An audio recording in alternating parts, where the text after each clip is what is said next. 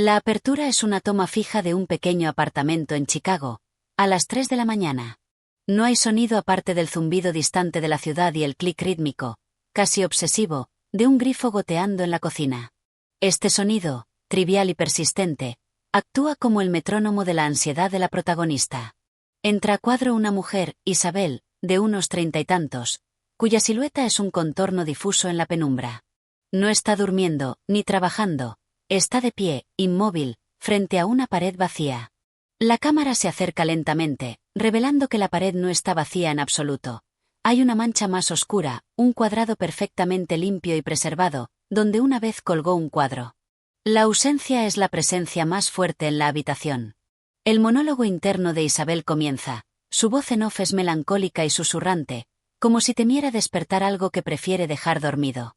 El vacío, piensa, tiene forma, un contorno definido por lo que se llevó.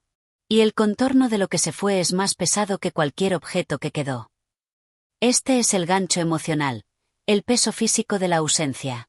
Isabel no está de luto por una muerte, sino por una desaparición, el tipo de partida que deja un hueco en la realidad, no solo en el corazón.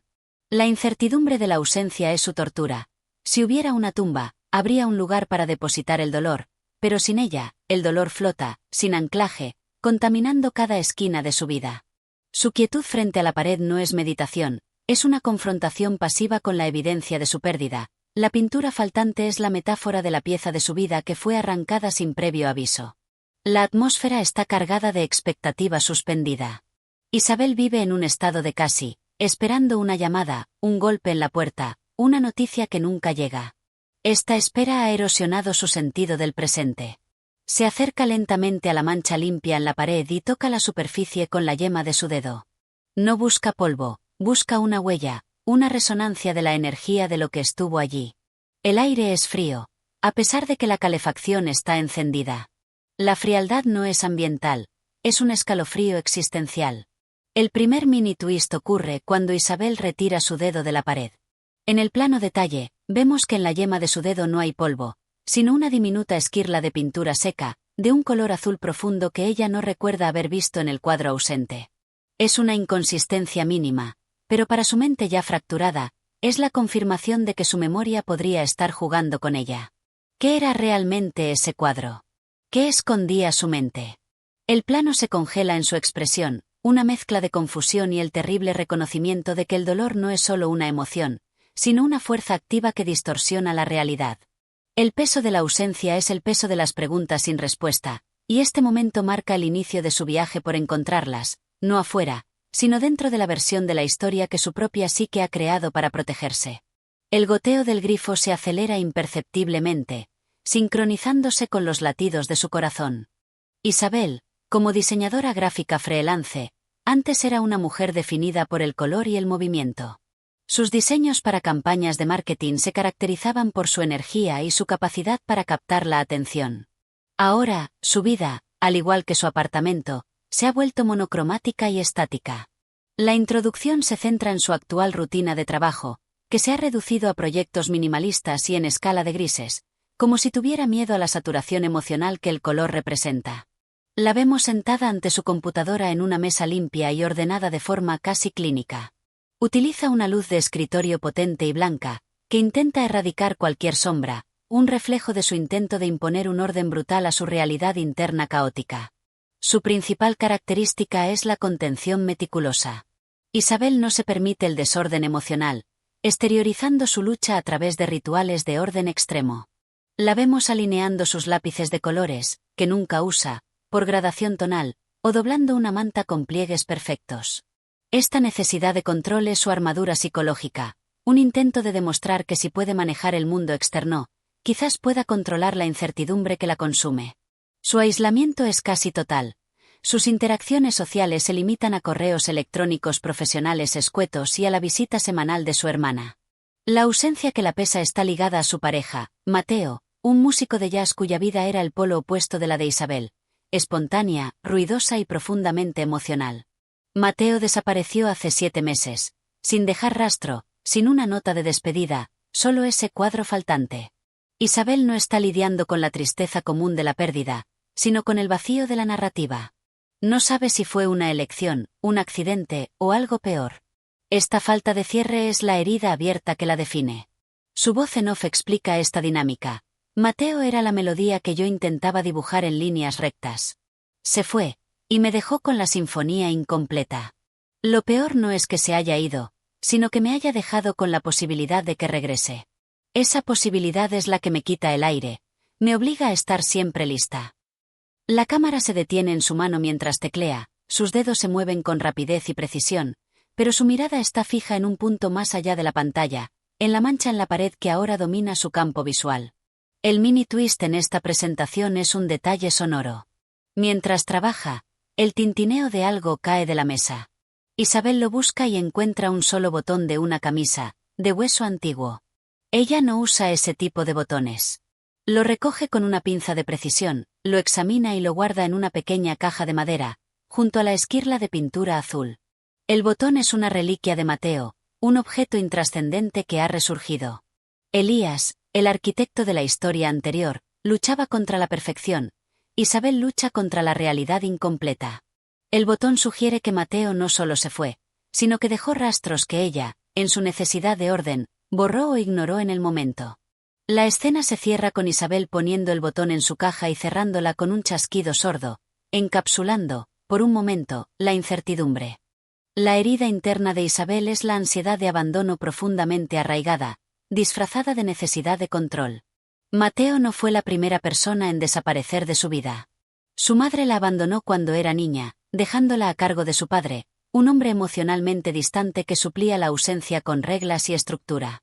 Isabel creció creyendo que el amor era condicional y frágil, y que la única manera de sobrevivir era volverse indispensable y predecible.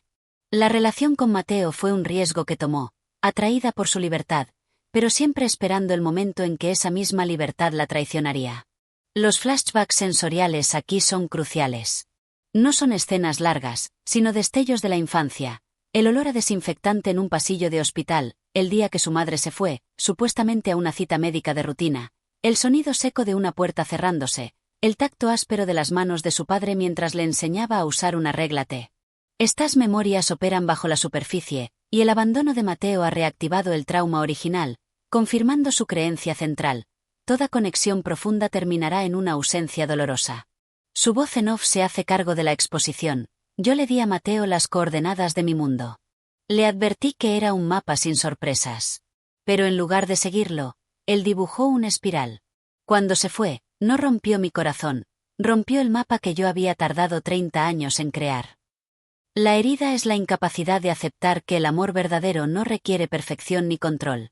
Isabel ve la desaparición de Mateo como la prueba irrefutable de que es ella quien es defectuosa, quien provoca la huida. La manifestación física de esta herida es el insomnio crónico. Su mente no le permite descansar, obligándola a vigilar el mundo mientras duerme, en caso de que alguien más decida irse. Lo vemos en una escena doméstica donde Isabel intenta preparar la cama. Arregla las sábanas con tanta fuerza que el acto se vuelve violento. Luego, antes de acostarse, se detiene y mira el lado de la cama que solía usar Mateo. Saca el botón y la esquirla de la caja, y los coloca con precisión en la almohada de él, como si fueran ofrendas a un dios de la incertidumbre. El mini twist se produce cuando su hermana, Clara, un nombre que resuena, pero que es simplemente la hermana en esta historia, la visita y al ver la mancha en la pared, comenta de pasada: ¿ya decidiste qué poner ahí, Isa? Me acuerdo que ese cuadro nunca te gustó. Siempre dijiste que era demasiado oscuro, que te daba ansiedad. Esta declaración golpea a Isabel con una fuerza inesperada. El cuadro que para ella representaba una pieza vital y bella de su vida con Mateo, en realidad, le causaba angustia. La verdad de Clara fragmenta su recuerdo. ¿Estaba idealizando la pérdida para hacerla más tolerable? ¿O su mente había reescrito el pasado para que la ausencia fuera más dramática? La herida de su madre, ahora potenciada por Mateo, se extiende a su propia memoria, revelando la fragilidad de su percepción. El conflicto psicológico emerge con la necesidad de reconciliar el recuerdo idealizado con la realidad incómoda. La revelación de Clara de que Isabel detestaba el cuadro faltante la desestabiliza por completo. El objeto que ella había investido con el peso de la ausencia y el amor perdido se convierte en un símbolo de su propia negación. Elías usaba la perfección como refugio. Isabel usa la idealización para justificar su dolor. Si el cuadro era feo, y si ella lo odiaba, ¿por qué su mente lo elevó a ser la prueba más importante de la presencia de Mateo? El conflicto se desarrolla en una confrontación silenciosa con el objeto físico. Isabel decide buscar el cuadro. No por su valor estético, sino para determinar su propia verdad. Sabe que Mateo lo habría guardado en algún lugar de su estudio, el único espacio del apartamento que ella ha evitado tocar desde su partida. Este estudio es la antítesis de su control, lleno de instrumentos, partituras desordenadas, libros de música apilados al azar. Es la puerta de entrada al caos de Mateo, y, por extensión, al caos que ella rechaza de sí misma. La entrada de Isabel al estudio es un momento de alta tensión cinematográfica. El aire huele a madera, a papel viejo y a un rastro de incienso que Mateo solía quemar. Isabel se mueve con una cautela casi religiosa. El estudio es un portal al pasado vivo. El conflicto no es buscar el cuadro, sino tocar los objetos de Mateo. Cada partitura, cada lápiz roído, es una amenaza a su orden cuidadosamente construido. Siente la urgencia de limpiar, de organizar el estudio, pero se resiste, sabiendo que la verdad reside en el desorden. El conflicto alcanza su punto máximo cuando Isabel encuentra una caja de cartón bajo el piano de cola. Es pesada. Sabe que el cuadro está allí. Sin embargo, no abre la caja de inmediato. La voz en off revela su parálisis. Si abro la caja, gano una respuesta sobre el cuadro, pero pierdo la excusa de la espera. Mientras no sepa la verdad de ese lienzo, puedo seguir fingiendo que el verdadero dolor aún está por llegar. La incertidumbre es un muro, y abrir esa caja es derribarlo sobre mí. El mini twist es la acción que rompe la parálisis. Isabel toma la llave de su pequeña caja de reliquias, el botón y la esquirla azul. Al tocar el botón, un recuerdo fugaz, pero vívido, atraviesa su mente. Mateo intentando coser ese mismo botón a una camisa, frustrado por su incapacidad de hacer una línea recta, pidiéndole ayuda a Isabel y ella negándose, diciéndole que debía aprender a hacerlo él mismo. Este recuerdo no es de amor idílico, sino de rigidez emocional. La aversión al cuadro y la negación a ayudar a Mateo son dos caras de la misma moneda, su miedo a la imperfección y al caos. Al aceptar esta verdad dolorosa, Isabel encuentra el coraje necesario para enfrentar la caja. Abre la caja con lentitud. La escena se corta justo cuando el lienzo del cuadro está a punto de revelarse, dejando al espectador en un estado de intensa anticipación psicológica. El conflicto ha pasado de la ausencia de Mateo a la ausencia de su propia compasión. El lienzo finalmente se revela. No es un cuadro oscuro como Clara sugirió, ni una obra de arte idealizada por Isabel. Es un óleo abstracto, compuesto principalmente por tonos grises y blancos, pero con violentos y caóticos trazos de azul profundo y rojo que chocan en el centro. El título, escrito en la parte posterior por Mateo, es El ruido silencioso de la espera. Este descubrimiento intensifica la tensión emocional de varias maneras. Primero, el cuadro es una representación directa de su conflicto interno.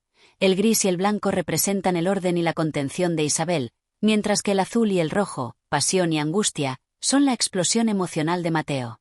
El cuadro era un espejo de la relación que Isabel se negaba a ver. Segundo, el título, El ruido silencioso de la espera, parece profético y desgarrador. Mateo ya sentía el peso de la espera emocional en la relación, prediciendo, quizás, su propia partida como el único modo de romper el silencio. Isabel había estado esperando la partida de él desde el día 1, pero ahora se da cuenta de que él también estaba esperando algo de ella, la liberación emocional. Isabel retira el cuadro de la caja y lo deja caer sobre el piano. En el impacto, algo más pequeño cae de la parte posterior del lienzo, una llave de hotel con un llavero desgastado. La llave no es un objeto cualquiera, es la misma llave que Mateo había usado en su último viaje de negocios, un viaje que, según Isabel, fue corto y sin importancia. La llave está marcada con el logo de un hotel en Savannah, Georgia. El descubrimiento de la llave intensifica la tensión porque transforma la ausencia de Mateo de un misterio existencial a una investigación tangible. Isabel ahora tiene una pista física, un lugar al que ir. La tensión psicológica se concentra en la lucha entre su necesidad de orden, quedarse en Chicago y mantener el control, y la urgencia de la verdad, viajar a Savannah y abrazar el caos de la búsqueda. Su ritual de control se rompe. La mancha en la pared ya no es suficiente. La voz en off de Isabel se vuelve ansiosa, La verdad es un destino geográfico. Savannah.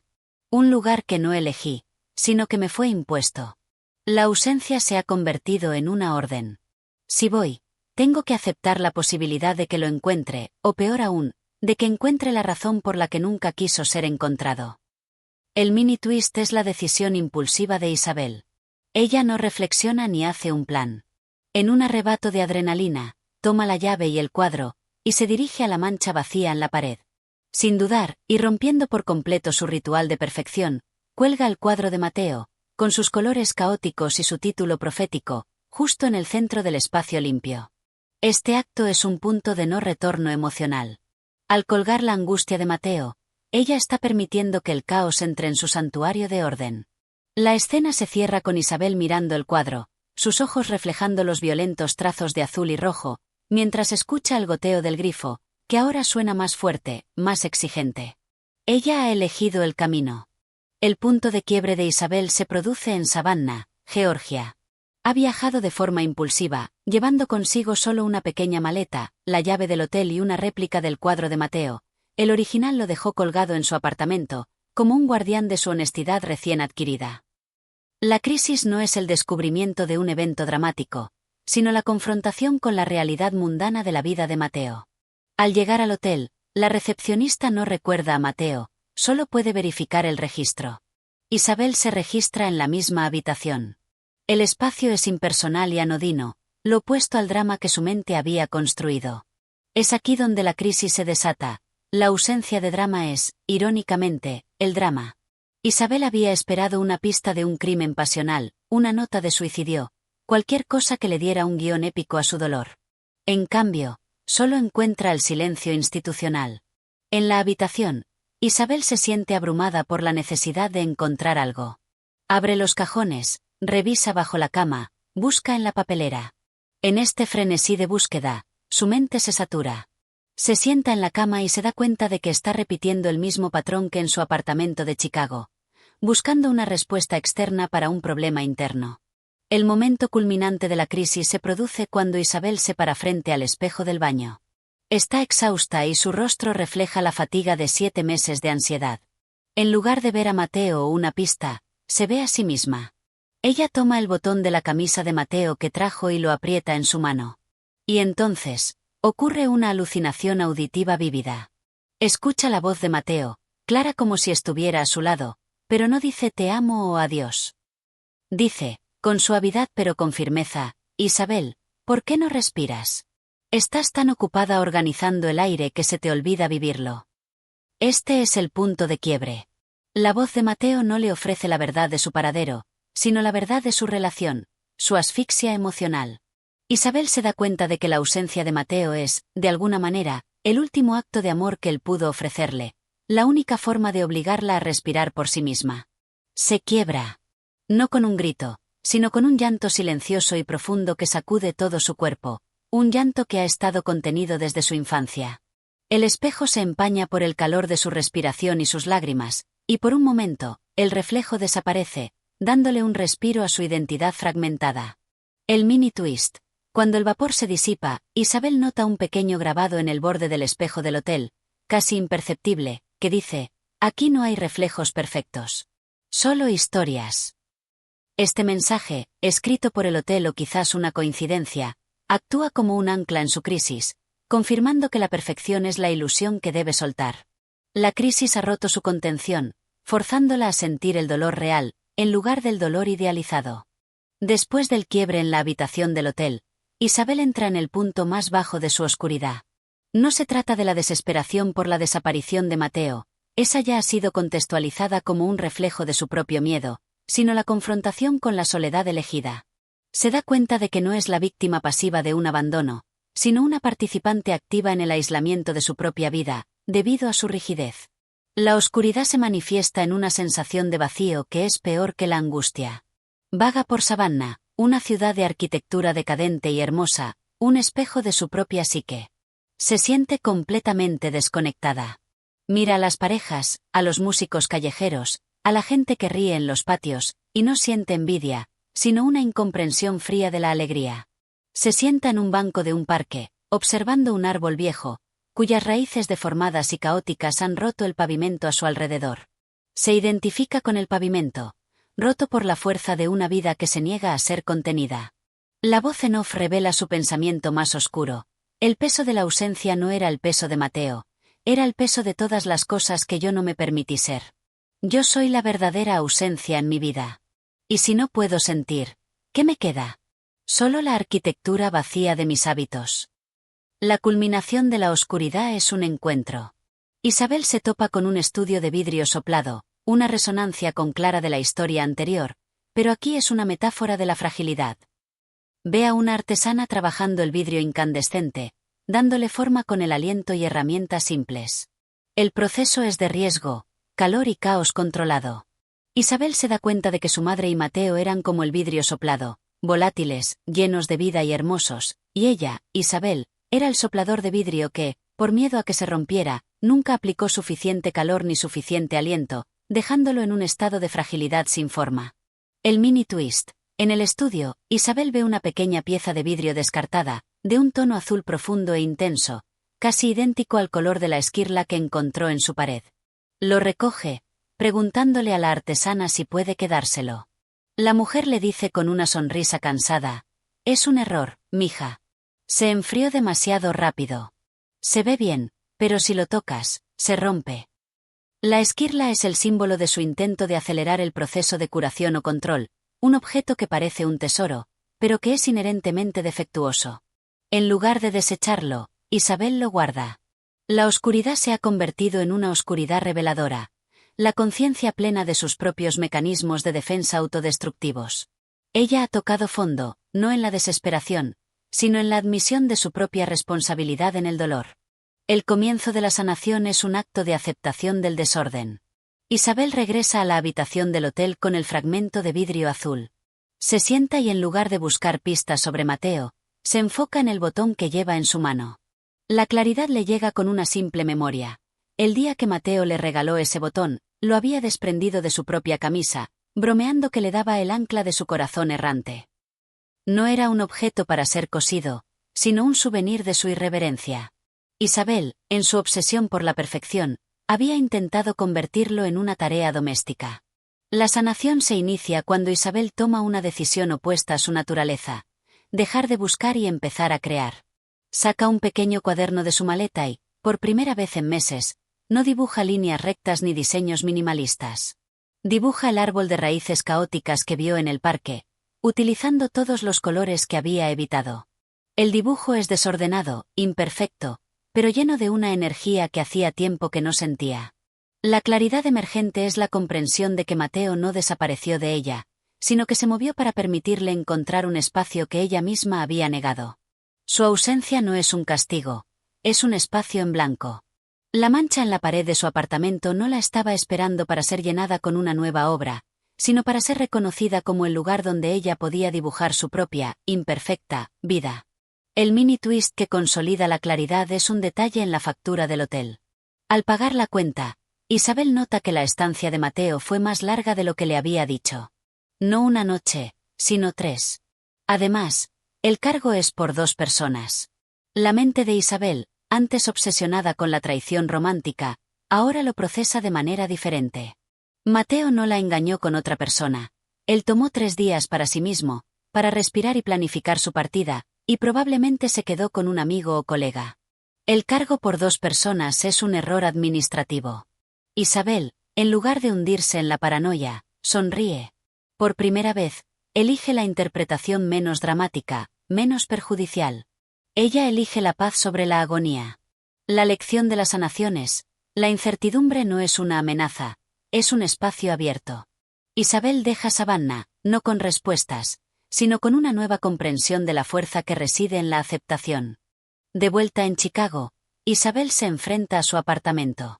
El cuadro caótico de Mateo todavía cuelga en la mancha de la pared, un faro de su verdad recién descubierta. La reflexión profunda se centra en su miedo al abandono y cómo ese miedo la convirtió en una arquitecta de la soledad. La lección emocional es la diferencia entre amar y poseer. Ella amaba a Mateo, pero temía que su caos la infectara. Por eso, intentó poseerlo a través de la rigidez. Mateo no se fue porque ella fuera imperfecta, sino porque no podía crecer en el jardín de perfección que ella cultivaba. Su voz en off se vuelve una confesión de autocompasión. Yo no quería que Mateo regresara. Yo quería que mi versión del regresara, el que encajaba en mi vida de líneas rectas. Y esa versión nunca existió. La ausencia de él me forzó a encontrar la presencia de mí, la que está hecha de trazos imperfectos, como la pintura de Mateo. La reflexión la lleva a una acción simbólica. Regresa al estudio de Mateo. En lugar de limpiar o archivar las partituras desordenadas, toma una. Es una melodía de jazz incompleta, titulada Solo para un respiro. Isabel se sienta al piano, un instrumento que nunca tocó, y con un dedo comienza a tocar las primeras notas, torpes y disonantes. No lo hace para hacer música, sino para hacer ruido. Para permitir que el sonido imperfecto exista en su espacio ordenado. El mini twist reflexivo es la nota que encuentra bajo el piano, no de Mateo, sino una vieja lista de tareas que escribió su padre. La lista, escrita con la caligrafía de un hombre de negocios, termina con un punto: llama a tu madre, solo para ver cómo está. Una acción de vulnerabilidad que su padre nunca realizó, pero que plasmó en papel. Isabel se da cuenta de que su padre también estaba lidiando con su propia versión de la ausencia y el miedo a la conexión. La lección se expande. El miedo al abandono es una herencia, no una deficiencia personal. Al comprender la humanidad imperfecta de su padre, libera un juicio que había cargado toda su vida. Su sanación no es la de una víctima, sino la de una sucesora de la resiliencia. El peso de la ausencia se disuelve porque ahora ella lo comparte con la historia humana de su familia. Ella ha integrado su pasado. La escena final es en el apartamento de Isabel, varias semanas después. El apartamento ya no es un museo de contención. El cuadro de Mateo sigue colgado, pero ahora convive con un nuevo desorden creativo. Hay bocetos y colores vibrantes esparcidos sobre la mesa de trabajo, diseños llenos de movimiento y caos intencional. Isabel ha aceptado un nuevo proyecto: diseñar la identidad visual de una nueva orquesta de jazz local, un homenaje a la pasión de Mateo. Vemos a Isabel sentada en su escritorio, no bajo la luz blanca y dura, sino bajo la luz natural de un atardecer que inunda el espacio con tonos ámbar y suaves sombras. Su vestimenta es más relajada, y hay un brazalete de cuentas coloridas en su muñeca, un símbolo de la vida que se permite. Está trabajando, pero su trabajo ya no es una armadura, sino una expresión. El mini twist final es un objeto que la cámara revela en el borde de su escritorio: el fragmento de vidrio azul del estudio de Savannah. Isabel no lo tiró, lo ha incrustado en el mango de una de sus herramientas de diseño, un pequeño error funcional que le recuerda que lo imperfecto puede ser útil y hermoso. El botón de Mateo ya no está en una caja, lo ha cosido, con puntadas torpes y visibles, a la solapa de su chaqueta favorita. Es un ancla visible, no una reliquia oculta. El sonido del grifo goteando ya no está. Isabel lo arregló. Pero en su lugar, la vemos escuchando música de jazz, la melodía de Mateo, solo para un respiro. La melodía es incompleta, pero ella no intenta completarla. Simplemente la escucha, permitiendo que la ausencia musical se convierta en una promesa de lo que está por venir. El plano final es de Isabel mirando el cuadro de Mateo. Ella sonríe, no con tristeza, sino con una alegría tranquila. Su voz en off pronuncia el cierre, mientras la cámara se eleva sobre el apartamento, mostrando la ciudad que ahora parece menos opresiva y más una fuente de oportunidades. Isabel ya no espera. Ella existe. La ausencia, pensó Isabel, no era el peso de lo que se fue, sino el vacío que se nos otorga para llenarlo con nuestra propia forma. Cuando dejamos de buscar la pieza perdida, encontramos el valor de redibujar el mapa. El verdadero hogar nunca fue una estructura perfecta, sino el espacio sin moldear que dejamos para el alma.